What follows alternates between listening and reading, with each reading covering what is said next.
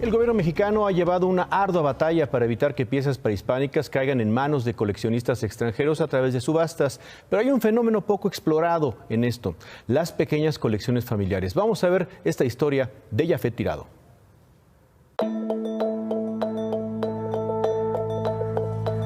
Piezas arqueológicas que estamos acostumbrados a ver solo en los museos, ellos las resguardan en casa. Llegaron a sus manos por diversos motivos hace muchos años, pero en la mayoría de los casos forman parte de un legado familiar del que poco se habla.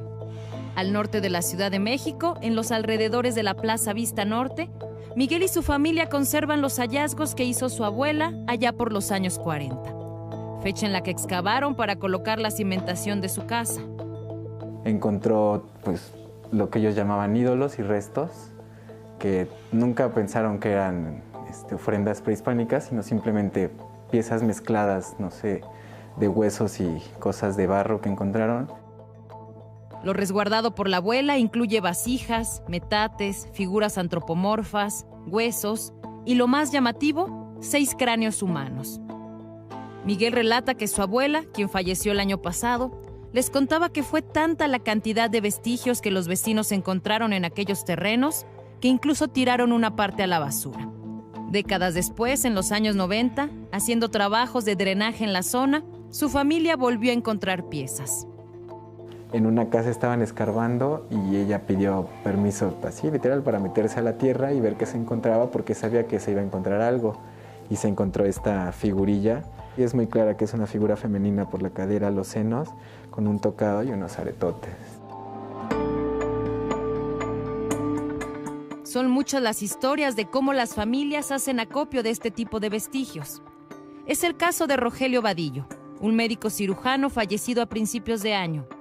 Su gusto por las culturas prehispánicas lo llevó a coleccionar algunas piezas, heredadas hoy a su único hijo, Rogelio.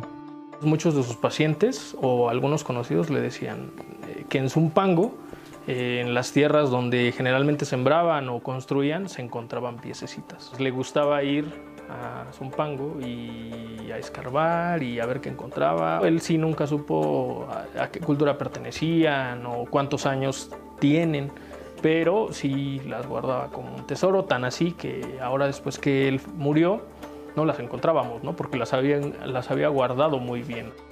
Ambas familias desconocen la cultura a la que pertenecieron estos vestigios y el tiempo exacto de antigüedad. Acercarse al Instituto Nacional de Antropología e Historia para pedir una evaluación no era una de sus opciones. Siempre existe el miedo a que se las decomisen. Sirelina no decomisa estos bienes, no se los retira a los particulares. De hecho, el trámite de servicio, o sea, el proceso de registro, se realiza en el domicilio donde se ubican estos bienes. El trámite es muy sencillo, en realidad. ¿En qué consiste este trámite? Una vez en el domicilio donde se encuentran las piezas arqueológicas, el equipo especializado del INAH realiza una clasificación de los objetos por materia prima, cronología o estilos. Después se les coloca una pequeña clave alfanumérica irrepetible. Se toma fotografía de cada una de las piezas y se hacen descripciones físicas de los objetos. Luego de concluido el registro, los especialistas capturan esa información en su base de datos. Se ponen a disposición del interesado dos documentos, ¿no? El primero, que es además, el más importante, se llama concesión de uso. Es el documento que otorga la custodia para efectos de guarda y custodia de estos bienes que son propiedad de la nación, pues a favor del solicitante. El segundo documento son las fichas o las cédulas de registro.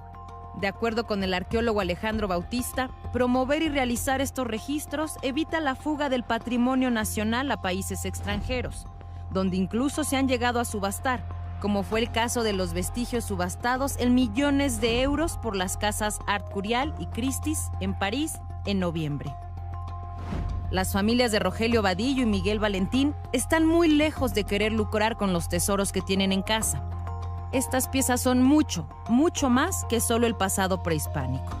Es una conexión inquebrantable con sus historias familiares y aquellos tesoros que esperan heredar de generación en generación. Te hace sentir como pertenencia a un lugar donde pues ahora sí que sale la historia literal de la Tierra. Pero me gusta tenerla, o sea, es la historia al final de cuentas.